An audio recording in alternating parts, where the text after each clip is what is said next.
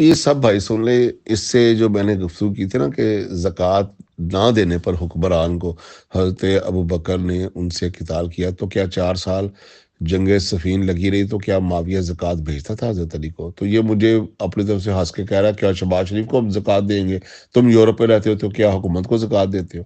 جس حرام خور کو، فروخ بٹ یزیدی کو اتنا بھی نہ پتا ہو کہ شریعت میں جہاں پر اسلام نافذ ہو، شریعت کی حکومت ہو، وہاں پر زکوٰۃ جو ہے نا وہ حکومت کو دی جاتی ہے۔ حضرت علی کی شریعت کی حکومت تھی اور اسلام کا نفاذ تھا، شریعت نافذ تھی، تو اس دور میں زکوٰۃ حکمران کو ہی دی جاتی تھی۔ اس بیچارے کو اتنا ہی نہیں پتا، وہ اپنی طرف سے میری ہنسی اڑا رہا ہے، اندازہ کر لے۔ ایسے حرام خور، ایسے غلیظ یزیدی مروانی اور ایسے جہلا سے اب میں کیا گفتگو کروں، جن کو اتنا ہی نہیں پتا کہ اسلامی نظام میں زکوٰۃ کس کو دی جاتی ہے۔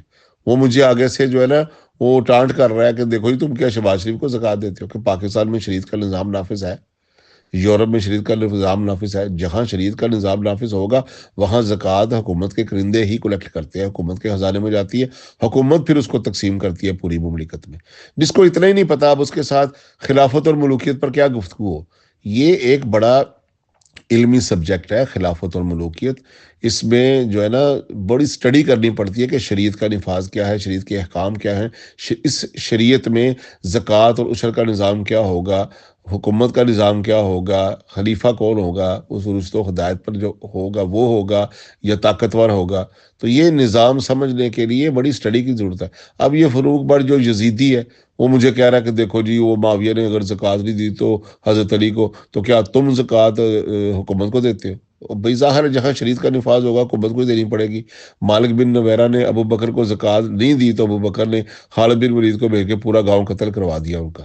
تو معاویہ نے تو 4 سال حکومت حضرت علی کی رہی تو زکوٰۃ کوئی بھی نہیں دی حضرت علی کو، بلکہ جو علاقہ تھا اس پر بھی قبضہ کر لیا، بلکہ اس نے اپنی جو ہے نا حضرت علی کے خلاف بغاوت کر کے حضرت علی کو اسٹیٹ کے اندر ایک اسٹیٹ بنانے پر مجبور کرتے ہوئے قتال کرنا پڑا حضرت علی کو۔ تو اس قتال میں پوری دنیا کا اجماع یہی ہے مسلمانوں میں کہ علی حق پر تھے اور معاویہ بغاوت پر تھا۔ اب یہ یزید کے پوجنے والے معاویہ کو بھی حق پر قرار دینا چاہتے ہیں اور حضرت علی کو کہتے ہیں جی وہ اپنا جی وہ غلطی پر تھے۔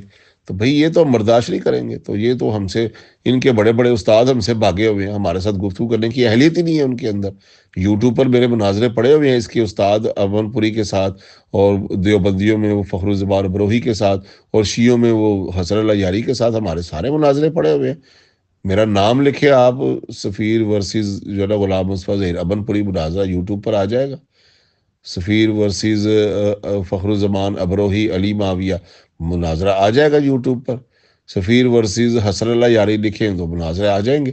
وہ 5-6 مناظرے ان سے کیے ہوئے ہیں، باقاعدہ لوگوں نے سنے ہیں، لوگوں نے حق اور باطل کو الگ الگ ہوتے ہوئے دیکھا ہے، سنا ہے۔ اگر آپ لوگ کہیں گے میں آپ کو لنک بھی بھیج دوں گا۔ تو اب ہر بندے کے ساتھ میں کہاں تک جا کر گفتگو، مناظرہ اور مباحثہ اور بحث مباحثہ کروں؟ ڈیبیٹ کرنا چاہتے ہیں جی، ہر بندہ مجھ سے ڈیبیٹ کرنا چاہے تو بھئی یوٹیوب پر ان کے بڑوں کے ساتھ میری ڈیبیٹس پڑی ہوئی ہیں، کویسچن کر لیں، ڈیبیٹ کر لیں، آنسر کر لیں، جوابات تو ہم اپنے گروپ میں دیتے ہیں نا ان کو۔ تو ان کے پاس نہ کوئی قرآن کی آیت ہے، نہ کوئی حدیث ہے۔ حق 100% حضرت علی کے ساتھ تھا، اور معاویہ، یزید، مروان، ان کے چاہنے والے سب کو امت نے جو ہے نا فاسق فاجر کہا۔ آج کے وہابی اب اس کو پوجنا شروع کر دیں معاویہ کو، دیوبندی معاویہ کو پوجنا شروع کر دیں، تو حضرت علی کی شان میں کوئی فرق نہیں پڑتا۔ یہ صرف شیعوں کو نیچا دکھانے کے لیے معاویہ، یزید اور مروان کی تعریفیں کرتے ہیں، جبکہ شیعوں کو نیچا دکھانے کے لیے ان کے ساتھ علمی مباحثہ ہو سکتا ہے۔ ضروری نہیں کہ معاویہ کی تعریفیں کر کے شیعہ کو نیچا دکھایا جائے۔ السلام